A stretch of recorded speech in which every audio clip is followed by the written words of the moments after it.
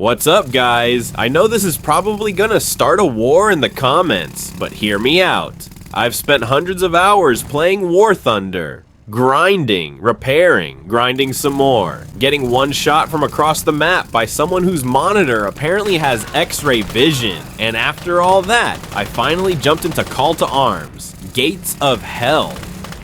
Bro, I genuinely don't think I can go back. Now, before every War Thunder veteran starts typing skill issue, relax. War Thunder is still an amazing game, but after spending serious time with Gates of Hell, I realized it does so many things that I wish War Thunder did. So today, I'm gonna explain why I think Gates of Hell is the better World War II experience. Let's get into it. The biggest difference? Scale. In War Thunder, you're one tank, one plane, one vehicle. That's it. Your entire match is basically about you. Capture points, get kills, respawn, repeat. Meanwhile, in Gates of Hell, you're commanding an entire battlefield. Infantry, machine guns, mortars, artillery, recon, engineers, tank destroyers, heavy tanks, supply trucks, air support. Literally everything. Every unit matters. Lose your engineers? Good luck repairing tanks. Lose your AT gun. Enemy armor is about to ruin your day. Run out of ammo, now you've got to send supply trucks to the front. It feels less like an arcade match and more like an actual military operation. One thing Gates of Hell absolutely nails is making tanks feel powerful. When a Tiger rolls onto the battlefield, everybody notices. Infantry starts running. A T-gun scramble into position. Your Sherman crew suddenly has life insurance problems. Meanwhile, War Thunder has so many respawns that seeing a Tiger sometimes feels like, oh cool, another one. In Gates of Hell, a heavy tank isn't just another vehicle, it's an event. Losing one hurts. Keeping one alive feels rewarding. You actually care about every tank under your command. Let's talk armor. War Thunder definitely has detailed penetration mechanics. No one's denying that. But because matches move so fast, you rarely have time to appreciate positioning. It's mostly peek, shoot, reverse, repeat. In Gates of Hell, positioning is everything. Angle your armor, hide behind terrain, use hold down positions, ambush from forests, protect your flanks. One bad decision can cost your best tank, and because units are limited, every engagement feels meaningful.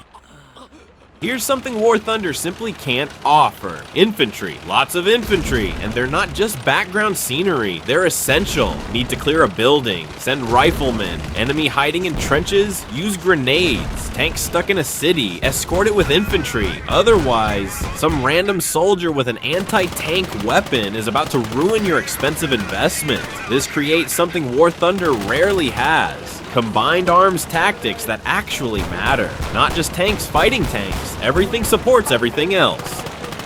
This is honestly my favorite part. I can remember individual battles from Gates of Hell, like that one Sherman holding a bridge for 20 minutes, a lone engineer repairing tanks under artillery fire, a single AT gun stopping an entire armored push, an infantry squad surviving against impossible odds. Those moments happen naturally. War Thunder creates exciting moments too, but they're usually about individual kills. In Gates of Hell, you remember battles, not just scoreboards. Let's be honest, War Thunder has one of the biggest grinds in gaming. Research points, silver lions, crew skills, vehicle modifications, repair costs, premium vehicles, premium time, premium account. Sometimes it feels like you're grinding just to unlock the fun. Gates of Hell, launch the game, pick your faction, start playing. No worrying whether your next match will bankrupt your in-game wallet. You're focused on strategy, not your economy. This surprised me. Normally, when someone says the AI is good, yeah, no. But Gates of Hell's Conquest mode? It's addicting. You build your army over time, manage resources, upgrade your forces, defend territory, attack enemy positions. Every campaign develops differently. It almost feels like mixing Company of Heroes, Men of War, and a military sandbox together. Perfect if you enjoy single-player strategy. This feature alone sold me. At any moment, you can possess almost any unit, drive the tank yourself, aim the cannon manually, control an infantry soldier, fire machine guns, throw grenades. It turns a strategy game into an action game whenever you want. Landing that perfect long-range shot yourself, way more satisfying than just watching the AI do it. Now, to be fair, War Thunder absolutely does some things better. Its vehicle roster is massive, air combat is incredible, modern vehicles are awesome, PvP is much more competitive. If your goal is fast multiplayer action, War Thunder is still hard to beat. But if you're looking for immersion, tactical gameplay, combined arms, meaningful battles, and the feeling of commanding an actual World War II battlefield, I honestly think Gates of Hell comes out on top. At the end of the day, these games are trying to do different things. War Thunder wants you to master a single vehicle. Gates of Hell wants you to command an entire war. Neither game is bad, but after experiencing the freedom, the strategy, the massive battles, and those unforgettable moments, I finally understood why so many players refuse to leave Gates of Hell.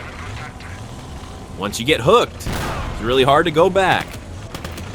So let me know down in the comments, which game do you think does World War II better, War Thunder or Gates of Hell?